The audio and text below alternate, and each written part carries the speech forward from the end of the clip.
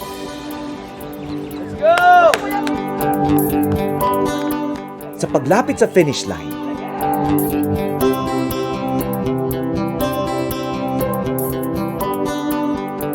ang bawat segundo mas mahalaga.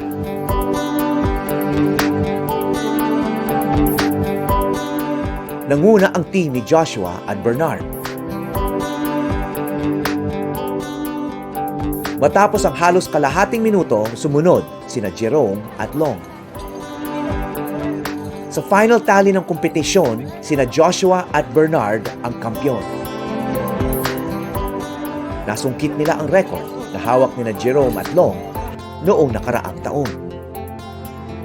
Kumusta yung experience sa Subic nung linggo? Sobrang saya po kasi marami na naman po kaming nabigyan ng inspiration. And then sobrang, during the race nga po, sobrang ganado ako kasi maraming nag-cheer. Hindi karaniwan ang pagkapanalo ni Joshua dahil si Jerome ang kinikilalang mas malakas sa kanila. Anong pakiramdam mo nung nag-first si Joshua? Sobrang happy ako for him and for me, panalo niya, panalo ko yun. Hindi lang tagumpay ang naghihintay sa finish line. May isang boses ng nakaraan ang nakaabang. Hello. Sorry.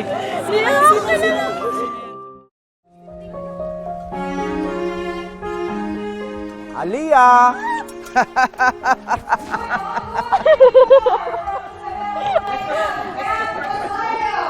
Kumusta na? Ayos lang. Kumusta na? Sakto lang. Dalagang na. Ilan taong ka na? 22. Magto-23 na ako sa 8. Anong inaaral mo ngayon? Psychology po. Ano na po ako, second trim ng third year. So, isang trim na lang. Oh Tapos, my! after nun, OJT. Graduate now, December. You deserve the song titled Alamat.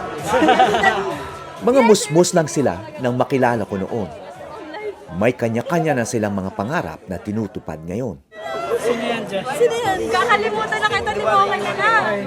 Sayang si Aliyah ba ito? Ay! O, diba? Wala surprise! Finisher! Alamat!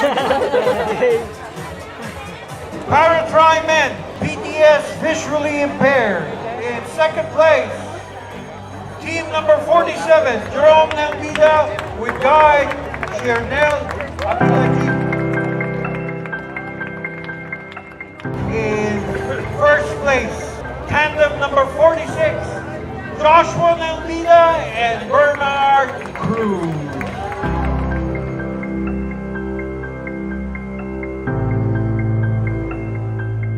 Ang una natin gagawin, alam mo, Aliyah, Ipinaalala ko ang unang dokumentaryo ko tungkol sa kanila. Noong 5 taon pa lang siya. Maria sabi mag-flip the board. Ang computer? Bigyan po mo to? Oo? Ngayon, Sabi na oo. Talaga? Sige, Kapon sira eh. Kapon? Gumanon yung power supply. Boom! Gumanon. Sabi ko gano'n, ito pagka napalaki ko to, wag mo na itong kukunin. Sabi ko gano'n. Ngayong maliit pa siya, kung talagang hindi siya para sa akin, kunin mo na siya. Sabi ko gano'n. Pero pag napalaki ko to, wag mo na siyang babawiin sa akin. Iiyak ako. Bakit yung anak ko? yan, yung mama naman. Pumanaw ang kanyang ina noong 2010. 3 taon matapos ipalabas ang aming unang dokumentaryo tungkol sa visually impaired na mga bata. Halika na, anak. Ayaw mo ba kay Teacher Lee? Sino tatago sa hagdan? Pero ngayon, narinig mo sarili mo, Matagal ko narinig nang mo hindi yung narinig. kambal, ano yung naging reaction mo? Wala na, amuse lang ako. Before kasi, nung bata kami, ang babaw lang ng mundo, parang, okay, ito lang siya. Tapos parang, ngayon tumatanda na pala kami, parang, hala, nag-iba na yung mga perception, teka lang. Tapos parang, ito nga pala, ito pala kami dati. Aagal na lang. O sige, mag-aaral tayo. Ito yung anak ko dati. Tapos ngayon, iba na sila. Nasa national team na sila. Parang, ang laki nung transformation. Ito yung pinaghirapan ko. Kunyari, balikan ko ngayon at age 28 or 29 or 30, years old, how do you imagine yourselves? Andito pa rin sa triathlon, pero yun, pag international competition na ako, isa sa mga pangarap ko. Sa music naman, graduate na ako sa course na sa music. Sa akin So, naman po, ikaw?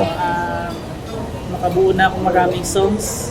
Kasi po talaga ako, pagdating kasi sa songwriting, more of Christian gospel ako. In the depths of night, when shadows loom, hold on tight, let hope pursue. Ang kambal pala ay may galing din sa musika. Gather round. Oh, lift your weary eyes to the sky. Si Joshua ang composer at si Jerome naman ang singer. God's light. Nakikita ko yung sarili ko 5 years from now. Siguro hopefully.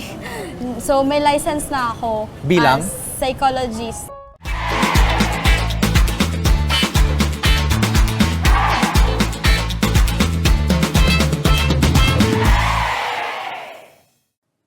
Maraming salamat sa pagtutok sa Eyewitness, mga kapuso. Ano masasabi niyo sa dokumentaryong ito?